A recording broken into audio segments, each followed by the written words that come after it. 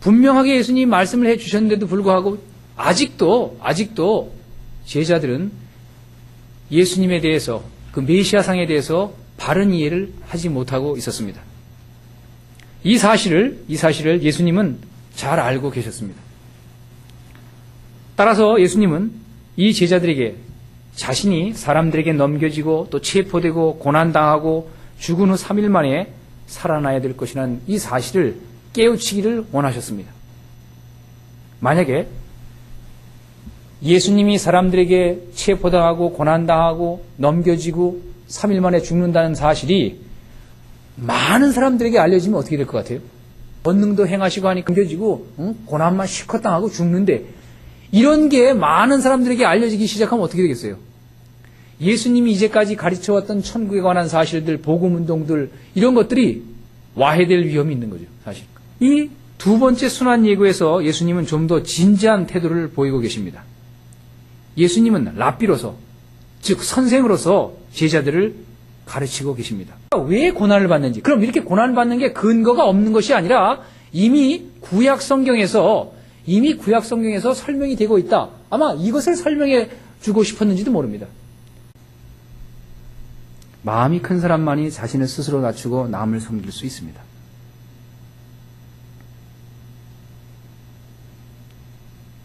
예수님은 하나님의 아들이셨지만 스스로 자기를 낮추셨습니다. 예수님은 이렇게 말할 수 있는 자격이 충분히 있는 분입니다. 그 이상입니다. 왜? 자기 자신이 하나님의 아들로서 낮아질 수 있는 데까지 다 낮아지셨어요. 네? 마지막에는 당신 자신이 구체적인 삶 속에서 실천해 보이시면서 우리더러 지금 그렇게 하라고 요구하고 있는 겁니다. 만약에 선생 되는 사람이 자기는 이거로만 나불거리고 안 하면서 니네 섬겨라, 너나 해라 그럴 거예요. 그렇죠? 그러나 지금 예수님은 자기 자신이 그렇게 하고 계신 거예요. 비단 십자가에서 돌아가신 일뿐만 아니라 일상의 삶 속에서도 그렇게 하셨어요. 그죠? 그 당시에 사람들이 거들떠보지도 않는 세리들, 죄인들, 미안한 얘기지만 창녀 이런 사람들하고 같이 어울렸어요. 같이 먹고. 그 당시에 바리새인들이 뭐라 그래? 야, 니네 선생은 어떻게 된 사람이냐? 그렇다고 예수님의 가치가 떨어졌습니까? 천만에. 예수님이 얼마나 인간적이야. 인간미가 있고. 바리새인들 얼마나 아주 나쁜 사람들이에요. 말로는 천국 10번 갔다 왔지. 근데 지네들 손가락 까딱 안 하고 말이야.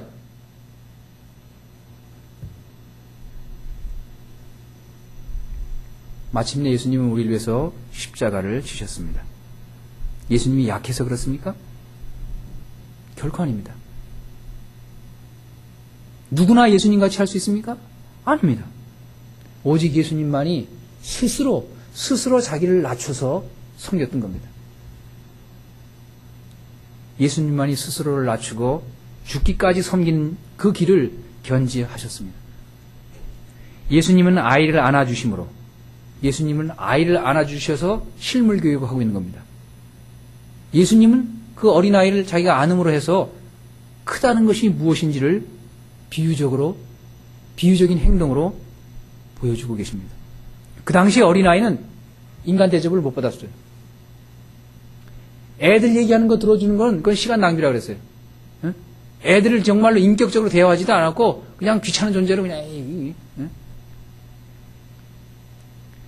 이런 어린아이를 영접하는 것이 곧 자기를 영접하는 것이라고 예수님 말씀하셨습니다. 예수님 자기 자신이 구체적인 삶을 통해서 남을 섬기고 있다는 것을 보여주셨습니다. 말씀드린 대로 세상에서 천대받는 죄인들, 세리, 창기, 귀신 들린 사람, 문둥병자, 이런 보잘것없는, 물론 그렇다고 해서 예수님이 이런 사람만 사귄 건 아니지만 어쨌거나 이런 사람들하고 기꺼이 자기를 낮춰서 만나주셨습니다. 그를 고쳐주셨고 만져주셨고. 그래서 마가복음 10장 45절에 주님은 자신이 스스로 이렇게 말씀하셨습니다. 인자에 온 것은 섬김을 받으려 함이 아니라 도리어 섬기려고 하고 자기 목숨을 많은 사람의 대속물로 내어주려 함이라. 예수님은 섬김 받으러 온 것이 아니라 자기는 섬기러 왔다 그랬어요. 예수님이. 사실 우리들은 이렇게 하기가 참 어렵습니다. 솔직히 고백합니다. 참 어려워요. 자기한테 아무런 유익이 되지 않을 사람 같으면요, 잘 거들떠보지도 않아요. 그게 인간이에요.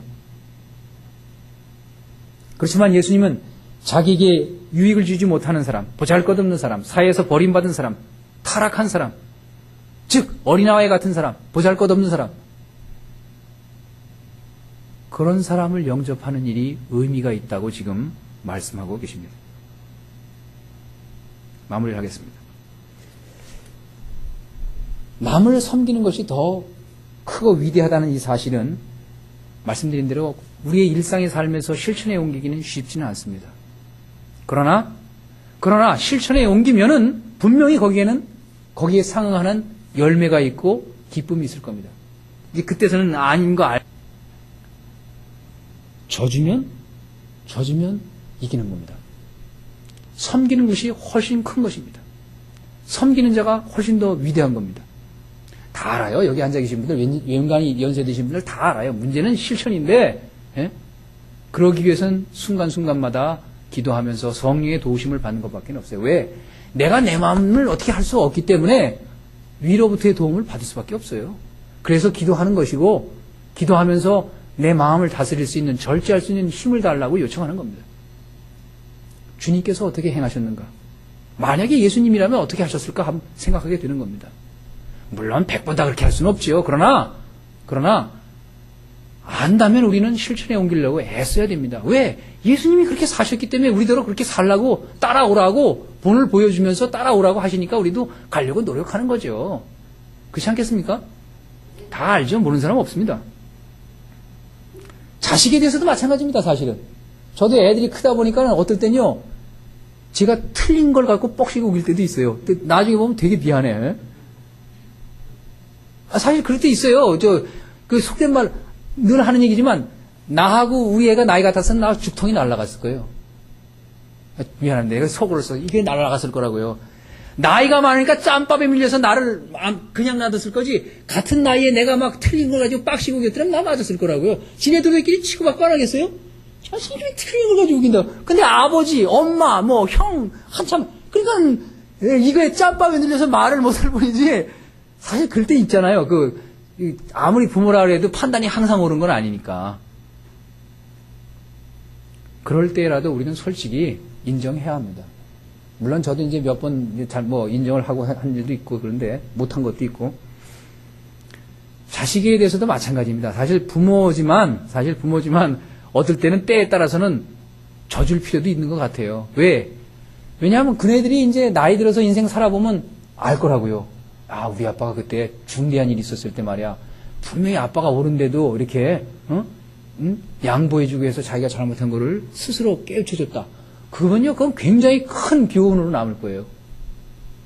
그 어떤 것보다도.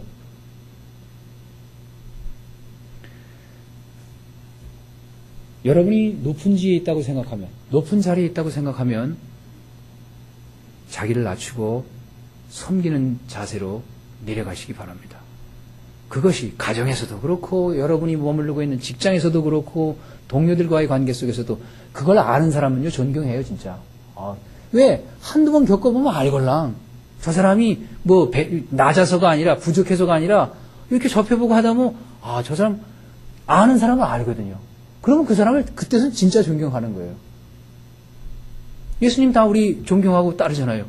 예수님의 그 본심을 아니까. 예수님이 우리에서 어떻게 하셨는지 아니까. 마찬가지입니다. 우리의 일상의 삶 속에서도 스스로 낮추고 자기를 겸손하게 섬기는 자세로 사는 사람, 그 사람은요, 나중엔 인정받고 존경받아요. 그게 예수님의 방법이고 거기에 하나님 나라가 임하는 거예요. 화평이 있고 화목이 있고 낮아짐으로 인해서 모두가 다 평안해지니까. 물론 실천은 어렵지만 예수님을 본받아서 여러분들이 이와 같이 섬기는 태도로 삶으로 여러분의 가정에 늘 화목이 있고 기쁨이 넘치기를 기원합니다. 기도하시겠습니다.